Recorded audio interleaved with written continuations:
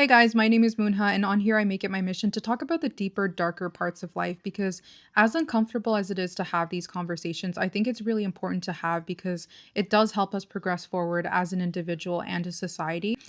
Today, I want to talk about how to cope with living in a dysfunctional, chaotic environment because this is something that a lot of us do go through, but unfortunately, it is very difficult to deal with. When we are seeking advice outside, oftentimes we're told to just pack up our bags and leave. And of course, this is the best possible outcome, but it's not the easiest, especially in the world and the economy we're living in today.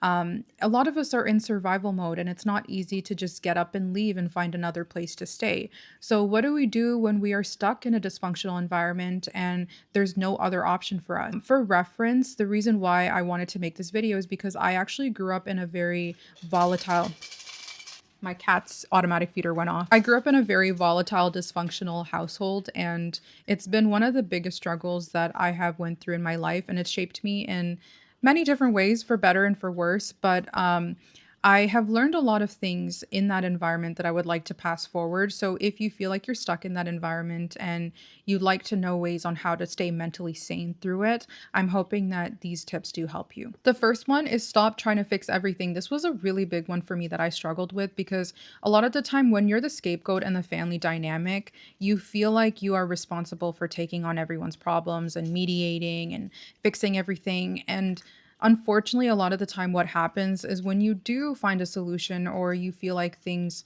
have improved just a little bit, it goes right back to the way that it used to be because unfortunately, you can't fix what's already broken. Growing up, yes, there was a lot of emotional and mental intensity in the home, but apart from that, there was also a lot of physical clutter as well. So I found myself mediating other people's problems, calming them down, dealing with fights, but also fixing the physical clutter in the home. And this was a lot for me to take on, but there were times when I felt like I was making some progress and then eventually would resort right back to the way that it used to be.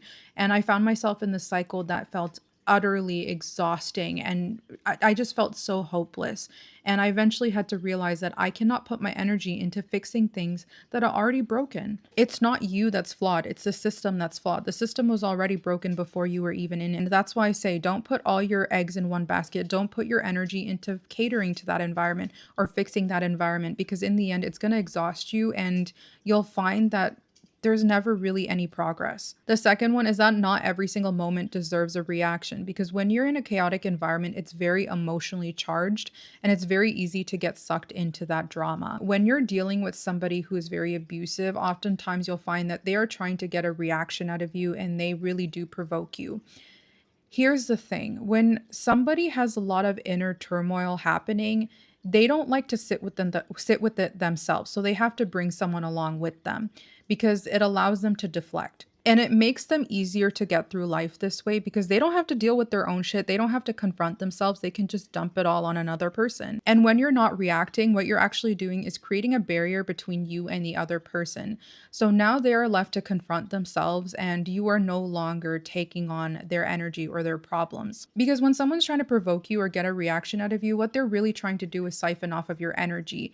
And when you're not reacting, you're able to create that barrier between you and the other person so that you no longer have to take on their shit and all the problems that they're dealing with. And they are forced to confront it themselves because that is theirs to deal with. It's not yours. So, yes, a lot of the times we think that we have to have the last say, but silence and not reacting is actually the best strategy for self protection. Even if this is a situation where you feel very unfairly judged or unjustified, let them say what they want to say. Let them think what they want to think because ultimately they are not looking for a resolution. They're looking for power and control over you. The third one is to create safe spaces outside of the home. Yes, outside of your bedroom. I know your bedroom being locked away might feel safe, but you need to have those safe zones outside of that environment. Whether that's the park, the cafe, library, I don't know, maybe even extracurriculars at school, whatever that looks like for you. Just it's absolutely necessary to have this when you're in a difficult environment. It does keep you sane. For me, it was hanging out with my friends at the park when I was younger. It was going to a trail and nature nearby, going to the cafe and doing my work there.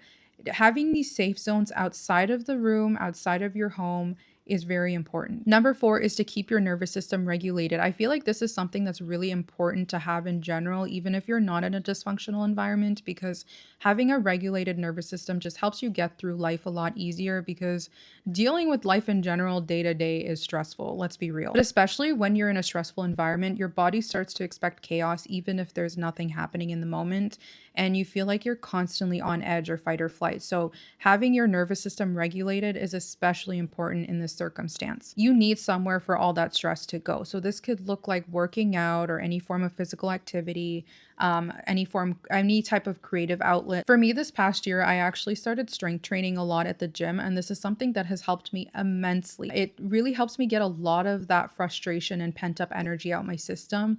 And meditation is also something that I do from time to time because it helps me calm a lot of that mental energy and static. Apart from this, having creative outlets is also really important, which is something I do because it helps me stay focused and energized and put my mental energy somewhere else. The fifth one is to build small routines that signal safety. Routines give your brain something to rely on, and it doesn't have to be anything serious. Like, you don't have to get up at 5 in the morning, none of that. You could just get up at the same time every day, take your dog for a walk at a specific time during the day, meet up with your friend at the coffee shop. You need to create your own sense of predictability in an unpredictable environment. Because what happens is when you're sitting in an environment that's very dysfunctional and you don't really have anything to look forward to or you're lacking purpose, it really starts to consume you and it feels like shit. It starts to get really heavy. The final one is to create an exit plan because coping is just a temporary strategy to make sure that you don't go insane.